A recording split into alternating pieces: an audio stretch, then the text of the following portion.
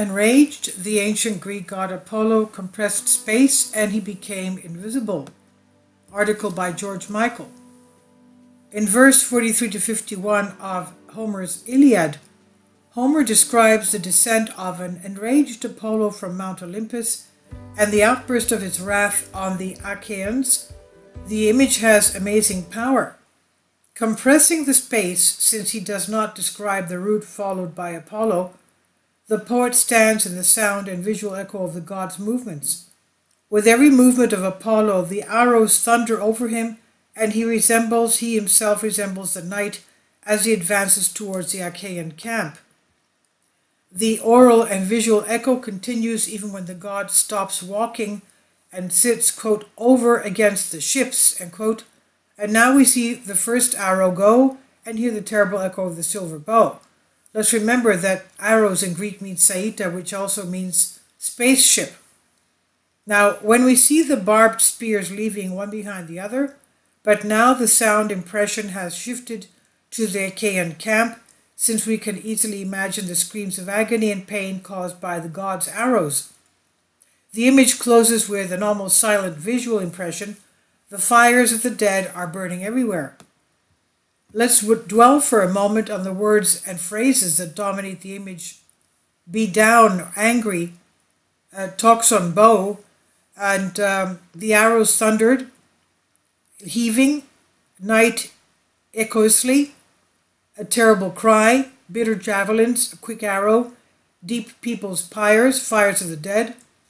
The description begins with the descent of the angry god from Mount Olympus. Both the downward movement and the anger of Apollo do not bode well. We suspect, of course, already from the movement he listened to the prayers of Croesus that the god will punish the Achaeans, but we do not know the magnitude of the punishment. The fact that Apollo comes down angry is a first indication. It is significant that in the ancient text the poet does not just say angry, but he says bilious angry, raging in his heart. Homer mainly uses the word kyr, to denote the heart as the seat of the will, and at the same time, however, in Homer again the word kyr denotes the goddess of death or destruction, who roams the battlefields wearing clothes red from blood. Therefore, the descent of Apollo, enraged in his heart, from Olympus, could recall in the memory of the ancient listener the descent of Kyros on the battlefield. In favor of this point of view, the fact that Apollo is armed with a bow and a fully closed quiver, as if he is preparing to fight on a battlefield, also supports this. In fact, as he moves, the arrows thunder inside his quiver, as if rushing out and pouring towards their target. Apollo looks like the knight as he advances towards the Achaean camp. The smile is more than revealing. The word nix, meaning dark night, is often denoted to denote anything dark and terrible. In Homer, we find the word connected with death. Nix Hades, night of death. Homer again calls the night like Kira, or holy, meaning destructive and murderous. Therefore, the angry Apollo descends like a murderous night, looks like the night of death, brings death, and when he stops and shoots the first arrow but also poison, a wail of woe comes out of his silver bow, weeping distress. Sound, terrible, horrible, wild, cruel sound of death. We are now almost certain that Apollo is here the god of death. He strikes the dogs and the mules first, and immediately after he throws his bitter spears at the people. The poet begins with the last important subject, the beating of the dogs, which are of little value to the Achaeans, proceeds to the most important, the beating of the mules, which are valuable to the soldiers, and ends with the most important, the beating of the people themselves.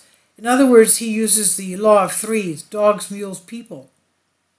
Swift arrow, the terrible god unleashes against the Achaeans, an arrow that is sharp, piercing, but also bitter like medicine, like poison, or bitter like death. Here comes the last verse to banish all doubt. Quote, let there be fires of the dead burning graves, end quote. The fires of the dead, the funeral pyres, were constantly burning thickly and dense, that is, many one close to the other, were the fires, and they burned continuously, so the dead were many, too many. As we know, the ancient Greeks used to have funeral pyres to cremate their dead. So we have a picture dominated by death from the first verse to the last, but how masterfully Homer paints this horrible image in 9 whole verses from verse 43 to 51. Death is nowhere clearly mentioned. It is submitted indirectly and even gradually on a staggering basis. Even in the 10th verse, 52, we do not hear the word death. We see only the fires of the dead burning thickly and unceasingly. Death is, yes, God himself. In other words, it is a divine death, a divine punishment. This I've translated for you from a Greek article. Please leave your comments, and thank you for your support. Kindly support my Patreon account. The daily posts are 5 videos daily, and they are totally different from what I have on my YouTube channel. Thank you so much for your support and that you find all my content so interesting. You'll find the Patreon account details in the description box below.